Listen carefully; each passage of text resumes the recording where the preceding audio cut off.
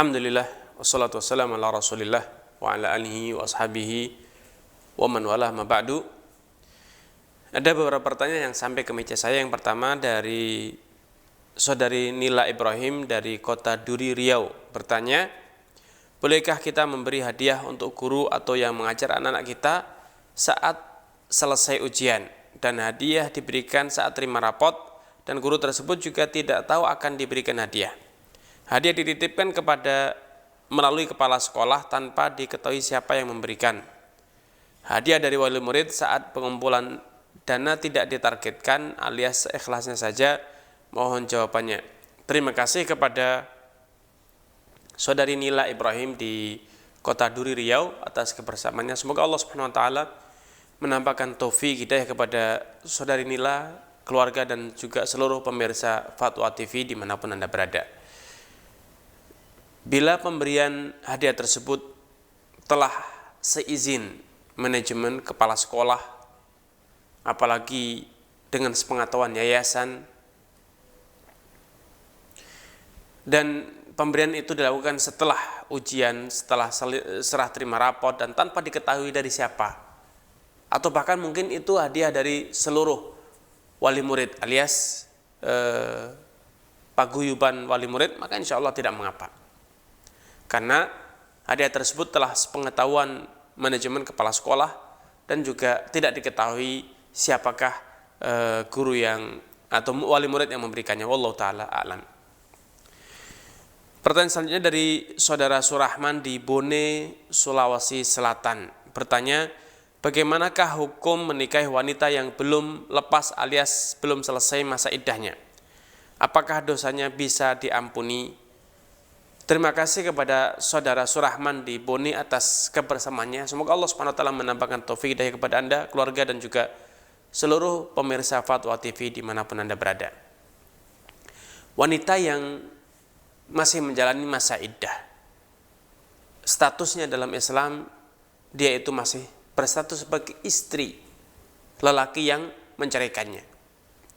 Allah Subhanahu wa taala berfirman, wa bu'ulatuhunna ahaqqu biraddihinna fi dzalika in aradu islaha, dan suami-suami mereka, suami-suami wanita yang diceraikan, lebih berhak untuk rujuk selama masih berada di masa iddah, jika suami tersebut rujuk dalam rangka membenahi hubungan rumah tangga yang rusak tersebut. Sehingga para ulama sepakat, wanita yang masih berada di masa iddah tidak boleh dinikahi oleh lelaki lain. Dan kalaupun dipaksakan ada akad nikah semasa masih masa iddah, baik iddah perceraian ataupun iddah kematian, maka pernikahan tersebut batal, tidak sah, alias mereka berzina, mereka kumpul kebo, sehingga mereka harus berpisah. Dan menurut mayoritas ulama, mereka harus dipisahkan, mereka harus berpisah, dan bahkan dipaksa untuk dipisahkan. Dan setelah selesai masa iddah, mereka tidak boleh lagi menikah selama-lamanya. Mereka tidak lagi boleh menikah selama-lamanya. Kenapa? Karena lelaki tersebut dan wanita tersebut ista'jala syai'an qabla wanihi, tergesa-gesa melakukan suatu hal sebelum tiba waktunya, fa'uqiba bihirmanihi, sehingga akhirnya mereka dihalangi dengan tidak bisa lagi melakukan pernikahan tersebut.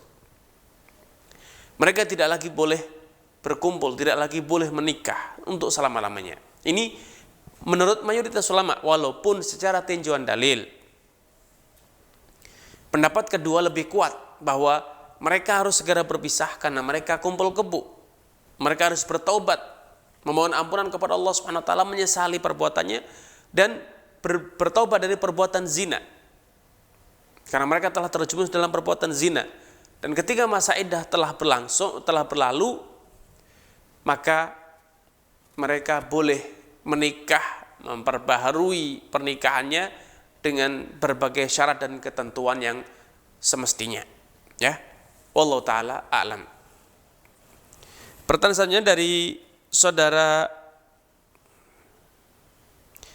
Haji Wahid di Witihama Flotim NTT. Bertanya, sekarang semarak jual beli secara online. Apakah hukumnya jual beli secara online? Apakah boleh dalam ajaran agama Islam? Ya, terima kasih kepada Haji Wahid di NTT atas kebersamaannya. Semoga Allah Subhanahu wa taala menambahkan taufik hidayah kepada saudara, kepada Haji Wahid, keluarga dan juga seluruh pemirsa Fatwa TV dimanapun Anda berada. Online ataupun offline itu hanya sekedar media.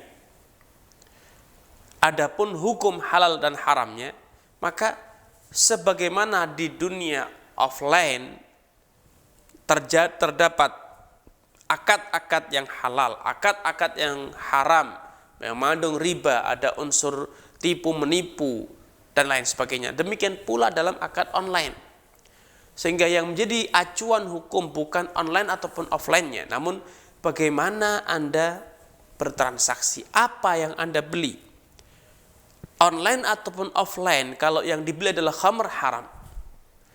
Offline ataupun online, kalau transaksinya mengandung unsur tipu menipu, gambling, maka haram pula. Online ataupun offline, kalau transaksinya mengandung unsur riba, memperjualbelikan emas secara non tunai, maka haram pula.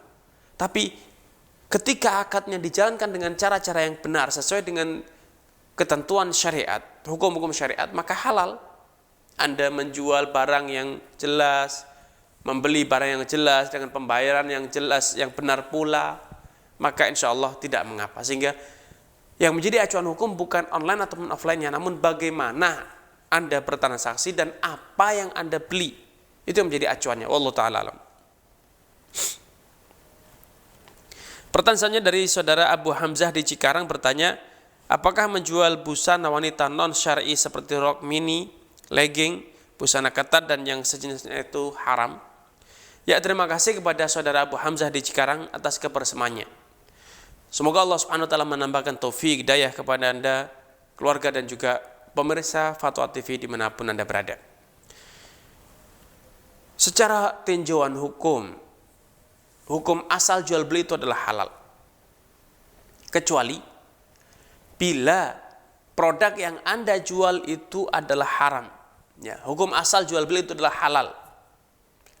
Kecuali bila produk yang Anda perjualbelikan itu haram, atau Anda memperjualbelikannya dengan cara-cara yang haram.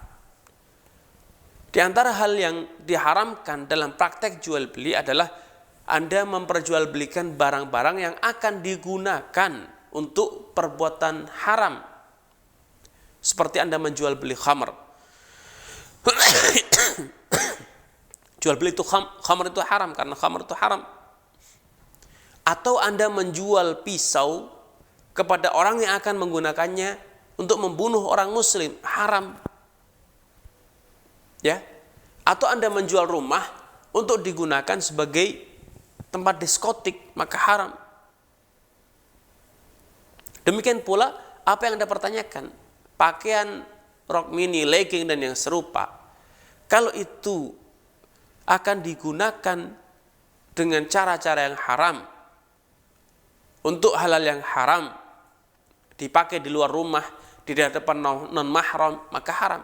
Dan customer Anda sudah bisa ditebak, direka siapa dan akan digunakan di momentum apa. Ketika yang datang kepada Anda orang yang jelas-jelas rok mini, pakaiannya ketat, berdandan menor, maka sudah bisa diduga kuat bahwa dia akan menggunakannya dengan cara-cara yang haram. Tapi ketika yang membelinya adalah seorang wanita yang berjilbab rapih, tertutup, bahkan mengenakan cadar, maka kemungkinan besar ia akan menggunakan pakaian tersebut di hadapan mahramnya, dan itu insya Allah tidak masalah. Sehingga Anda harus bisa memilah kepada siapa Anda menjualnya. Allah Ta'ala alam. Pertanyaan selanjutnya dari saudara Suhaimi di Padang Sidempuan bertanya, bagaimana hukum menabung emas? Apakah riba di saat kita mengambil tabungan emas tersebut dalam bentuk uang rupiah? Ya, terima kasih kepada saudara Suhaimi di Padang Sidempuan atas kebersamaannya. Semoga Allah Subhanahu wa taala menambahkan taufik hidayah kepada Anda, keluarga dan juga seluruh pemirsa Fatwa TV dimanapun Anda berada. Jual beli emas, ada dua kemungkinan. Jual belinya dengan barang, beras, kambing, jagung, atau yang serupa, maka halal. Jual belinya tunai atau non tunai. Namun ketika jual belinya itu dengan emas, atau dengan perak, atau dengan uang giral yang ada di zaman sekarang, maka transaksi emas dengan uang giral harus dilakukan secara tunai. Terjadi serah terima fisik, ini emasnya dan ini uangnya. Dan budaya menabung emas seperti yang sekarang menjamur di masyarakat, sebatas yang saya ketahui, itu sejatinya adalah jual beli emas secara non tunai. Dan itu adalah riba alias haram. Wallahu ta'ala alam.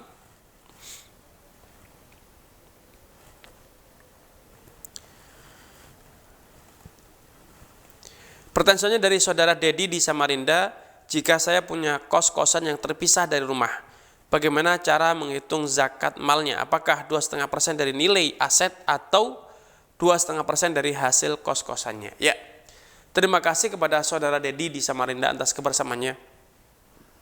Semoga Allah Subhanahu wa taala menampakkan taufik hidayah kepada Anda, keluarga dan juga seluruh pemirsa Fatwa TV dimanapun Anda berada. Kos-kosan ataupun yang lainnya yang itu digunakan untuk jual beli jasa seperti alat transportasi, hotel, atau barang-barang yang disewakan, maka zakatnya itu tidak dihitung dari nilai aset, tetapi dari nilai sewanya. Ketika nilai sewa itu terkumpul mencapai 1 nisab, atau bisa jadi Anda sudah memiliki uang lain, tabungan yang telah mencapai 1 nisab, maka uang sewa tersebut digabungkan dengan uang yang Anda miliki, dengan emas yang Anda miliki, kemudian totalnya, nominal semuanya itu, kumulasinya itu dikalikan 2,5%. Sehingga yang dizakati adalah hasilnya, bukan alat transportasinya, bukan kos-kosannya, bukan hotelnya ataupun rumah yang dikontrakkan, ya. Sekali lagi, yang dizakati, yang jadi dihitung dalam zakat adalah hasil sewanya. Wallahu taala a'lam. Pertanyaan tadi mengakhiri perjumpaan kita. Semoga Allah Subhanahu wa taala menampakkan taufik hidayah kepada Anda seluruh pemirsa Fatwa TV, dan sampai jumpa dalam kesempatan bila taufik hidayah. Wassalamualaikum warahmatullahi wabarakatuh.